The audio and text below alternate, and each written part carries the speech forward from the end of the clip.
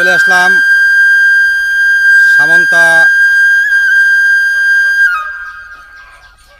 পটিপাড়া গ্রামের একজন আদা উদ্যোক্তা। বস্তার ভেতরে আদা চাষ এই সামন্তার এলাকায় এই প্রথম। আমরা সেই উদ্যোক্তা বা কৃষকের সাথে একটু কথা বলবো। চলুন কৃষকের মুখ থেকে শুনি। আসসালামু আলাইকুম। চাচা, এই যে আদা চাষ তুমি কবে থেকে শুরু করেছো? মাস তিনেক না? এটা কি নিজ উদ্যোগ না সরকারি উদ্যোগে? সরকারি উদ্যোগে।